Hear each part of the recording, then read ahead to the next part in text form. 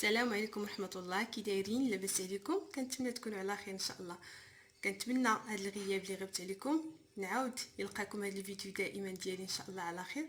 اليوم غنشارك معكم عندي عراضه وغندير قلت ندير الدجاج، وقلت علاش لا ما نشاركش معكم الفكره ديال التحضير ديال الدجاج. كنتمنى ان شاء الله تبعوا معايا الفيديو ويعجبكم، وشكرا لكم. المقادير اللي غنحتاجو ان شاء الله في الوصفه اللي غنشارك معكم اليوم، غنحتاجو عندي هنا 3 دجاجات، عندي معلقه كبيره ديال السكنجبير، معلقه صغيره عامره ديال الابزار، معلقه ديال القزبر يابس، معلقه ديال الخرقوم معلق، وزدت عليه واحد راس معلقه ديال الملون اختياري الا بغيتو لا تضيفوا. هنايا واحد الضمه ديال الزعفران. عندي هنايا في هذا الخليط عندي هنايا الربيع والقزبر والثومه واللب ديال حامضه مصيره كامله. هنايا انا قطعت الربيع ودكيتو مع الثومه واللب ديال المصير، ما ضفت ليه لا ملح لا والو، حيت المصير كيف كنعرفوا انه مالح بلا ما نضيفوا ليه الملحه. غنحتاج هنا معلقه كبيره ديال المطارد، معلقه صغيره. انا عندي الهريسه صيبتها في الدار حاره شويه، درت غير راس معلقه ديال الهريسه. عندي هنايا السمن الحار، وعندي هنايا عصير ديال حامضه كامله. ندوزو ان شاء الله لطريقه التحضير. ان شاء الله غندير في هاد الطبسيله هنايا غندير كاع التوابل اللي ذكرت من قبل في المقادير. غنضيف عليهم هاد الضمه ديال الزعفران. هاد الضمه فيها واحد كيكون فيها واحد اللذه زوينه، انا كتعجبني. بالنسبه لكم الا بغيتو تضيفوها بالاحسن ما تضيفوهاش. هنايا انا غنضيف، هنايا انا ما درتش هنايا لا ما لا والو، درت غير كما قلت لكم الربيع مع اللب ديال الحامض مع 6 الفصوص ديال الثوم ودقيتهم في المهرس. غنضيف عليهم العصير ديال حامضه كامله. نحاول نحيد هاد العظيمات ديال الحامض. غنضيف عليه هاد الموطارد. هاد الموطارد كتعطي واحد المذاق رائع. الدجاج ديالكم كتكون فيه واحد النسمه اللي زوينه، ديما كنصحكم به هكا مع الدجاج. وبالنسبه لهاد الهريسه ما تخافوش غير ما تكثروهاش، راه كتعطي واحد المذاق زوين حتى هي في الدجاج ديالنا. انا عندي هنا السمن الحار، انا حيت مصيب في الدار وحار شويه ما غاديش نكثر فيه، غندير غير راس معلقه. غنقص من هذه الكميه اللي عندي هنايا، ومن بعد حتى كيطيب الدجاج ان شاء الله في المرحله الاخرى عاد غتشوفوا ان شاء الله كيفاش غندير. هنايا عندي واحد الكاس ديال الماء. كيف غتشوفوا هنا انا ما غاديش ندير الزيت. كيف كتعرفوا ان اي حاجه بغينا نشملوها، بغينا نشملو اللحم او الدجاج او ما نضيفوش الزيت، حيت الزيت ما كيخليش ديك الشموله انها تخلينا في اللحم او في الحاجه اللي شملنا، او في اي حاجه، في الحوت في الدجاج في اللحم، في اي حاجه ما نضيفوش الزيت ما غنضيفوها ان شاء الله حتى نبغيو نطيبو. يعني غنضيف مازال واحد شويه، وبسم الله غندير الدجاج ديالي. غنحاول هكا كيف غتشوفوا معايا نسبق لداخل وهاد الجوانب هكا. غنحاول نشملو كله، وغندخل هنا في الجوانب. وغتلاحظوا معايا اشنو غندير هنا. النسد ضروري انه كندير ليه واحد التقليبه هنا بشي عود هكا ديال هكا خشبي، وكنهز هاد الشغوله. كنحاولوا اننا ندخلوها في الدجاج هكا في الداخل هكا. فاش كيطيب الصدر كيطيب لينا وكيجي فتي وكيجي فيه واحد المذاق زوين. الا ما تقبناش ما كتقدرش التوابل يدخلوا لينا هكا في الدجاج. كيف كتشوفوا معايا انا غنشرب الدجاجه ديالي كاملها، غناخذ الدجاجه الثانيه. بالنسبه للغسيل ديال اهم حاجه من غير التوابل من غير الثوموله، حاجه مهمه في الدجاج انه يكون مغسول مزيان. كنغسلوه اول حاجه غير كتذكير وصافي. الحمد لله كلشي كيعرف يغسل الدجاج. كنغسلوه مزيان بالملح، كنغسل بالملح والحامض وكنخليه يسقطر على مهل، عاد كنضيفو ليه فشي شبكه هكا. انا ما ننساش هاد التقيبه اللي قلت لكم هنايا، ضروري ان الدجاج الا تغسل يبقى حتى كينشف. انا غنحاول ندخل هنايا انا كنصور معكم بالليل، حيت ان شاء الله الدجاج غنبغي الغدا ان شاء الله في الصباح ان شاء الله. داكشي علاش انا غنشرملو بالليل وغندخلو للثلاجه، غنديرو شي حاجه هكا ونغطيه باش ما يشمش ليا ريحه الخضره، وغندخلو للثلاجه وغدا غدا ان شاء الله في الصباح عاد ان شاء الله غنطيبو. قد ما بقى الدجاج مشرمل قد ما كان احسن. غنكمل ان شاء الله كاع التشرموله ديال الدجاج اللي عندي، وغندوزو ان شاء الله للطريقه الاخرى.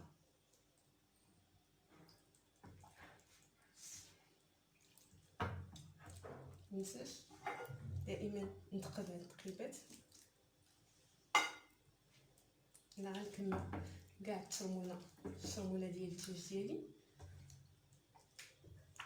ان شاء الله. الا جربتوا هاد الطريقه وهاد المقادير اللي درت انا هنا في الدجاج ان شاء الله دائما غيجيكم الدجاج زوين.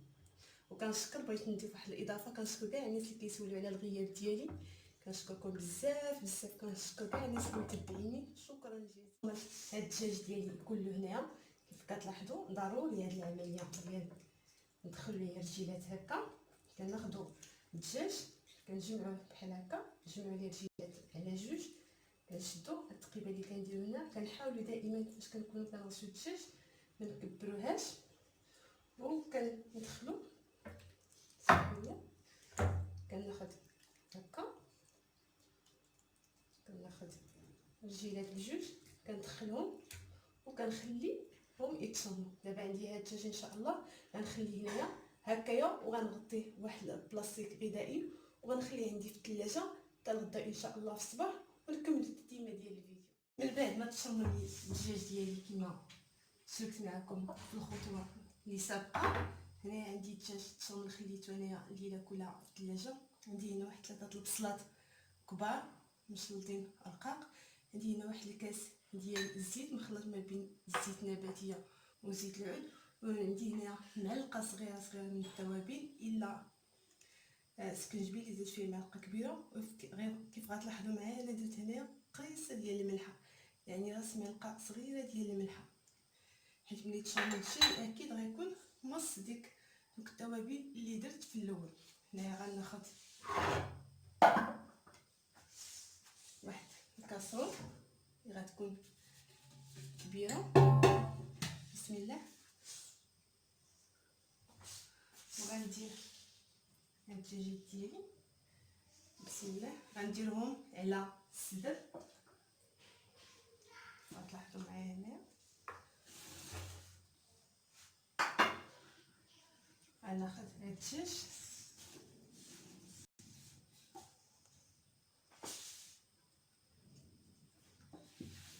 غنديرو في الكاسرونه، وغندير عليه هاد الكاس ديال الزيت مخلطه ما بين الزيت النباتيه والزيت العاديه، وغندير عليهم هاد 3 البصلات كبار اللي مشلطه رقيقه، وغنزيد عليهم هاد التوابل، وغنزيد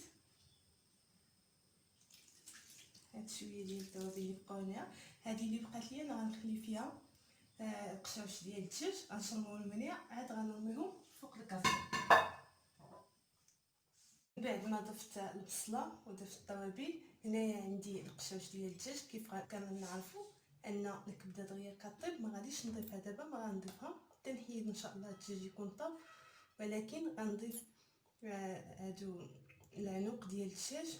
والمهم الحاجات اللي كياخذوا الطياب هما اللي غنضيف مع الدجاج، غنديرو غير في هاد الحاشيه هكا حيت هما كياخذوا شويه الطياب. غنزيد عليهم دوك التوابل اللي بقاو ليا في الطبسيل اللي شربت فيه الدجاج.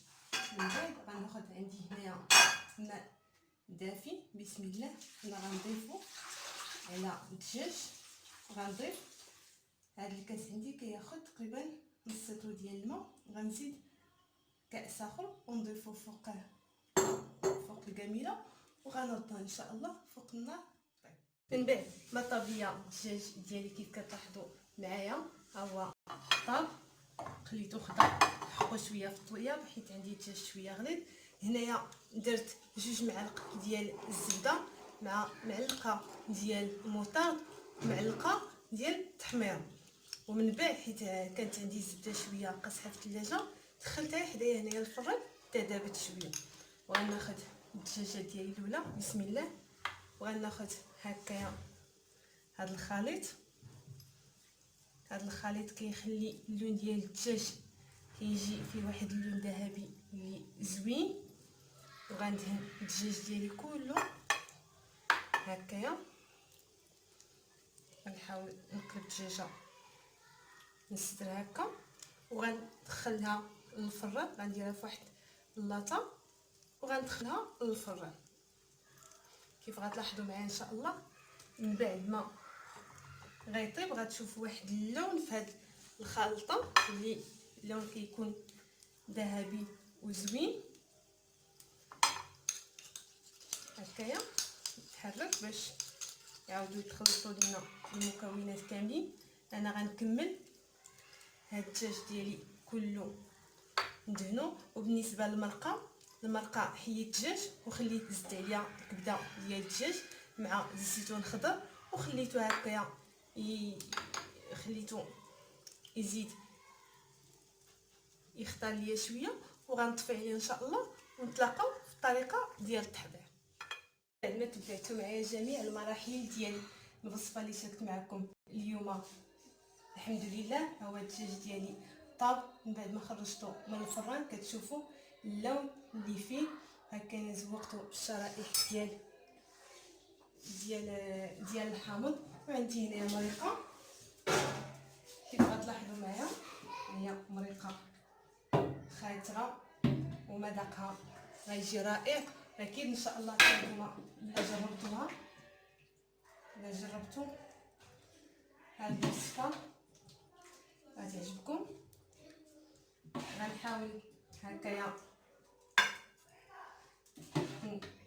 ندير مريقه. انا خليت هكا شويه مريقه ممكن تشربوا اكثر من هكا ولكن انا عندي دابا هكايا بغيت شويه المرقه تبقى خضره. وهذا هو الطبق ديالي اللي شاركت معكم. هذا هو الطبق ديالي اللي شاركت معكم اليوم. غنحاول نحط هاد الطبيسين هكا من الفوق وكنتمنى ان شاء الله الطبق ديال اليوم يكون يعجبكم. الى اللقاء في فيديو اخر ان شاء الله.